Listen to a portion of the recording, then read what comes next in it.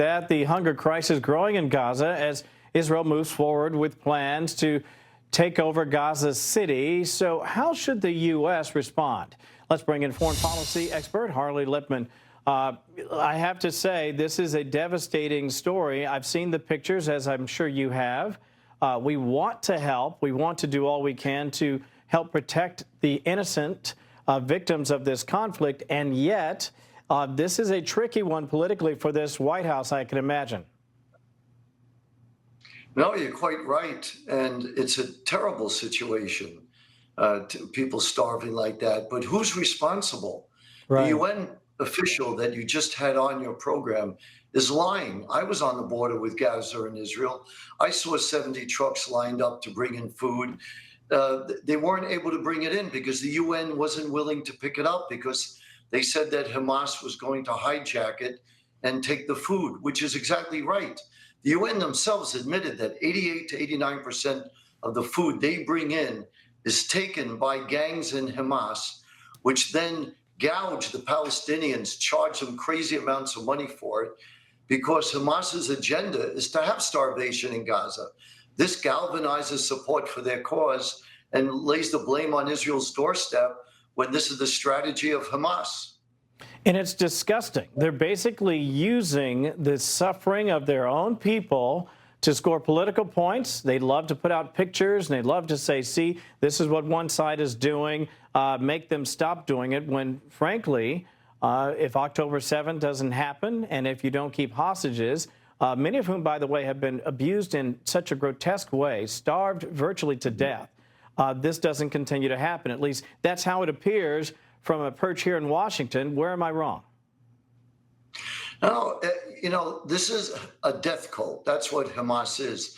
Their whole strategy is to have people suffer so they galvanize support from the West. And it's worked brilliantly, this strategy of theirs.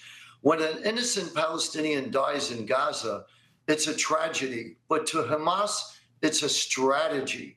So the organization called the Gaza Humanitarian Fund, which is provided by Israelis and Americans, has provided over 100 million meals in Gaza.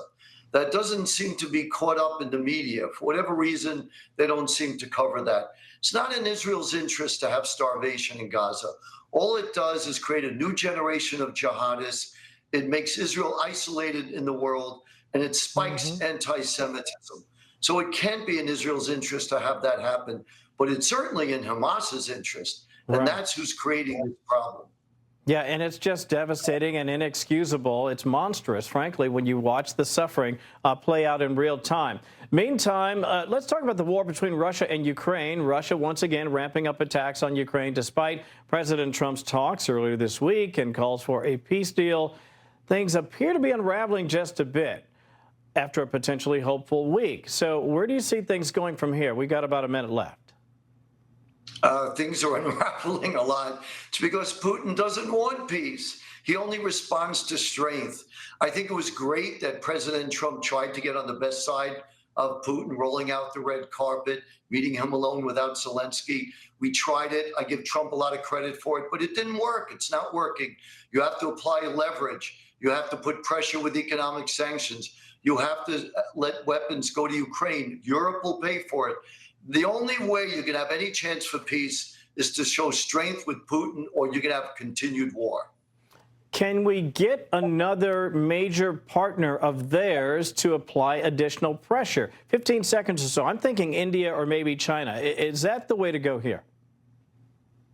I think the only way is the United States to apply pressure. China is our adversary. They're not going to apply pressure. They're laughing on the sidelines, and they're watching what's going on. If we don't stand by Ukraine, I could tell you that this is an invitation for China to take Taiwan. Yep, I completely agree with that. Harley, thank you so much for your expertise and your time this weekend. Have a great one. We appreciate it. Thank you.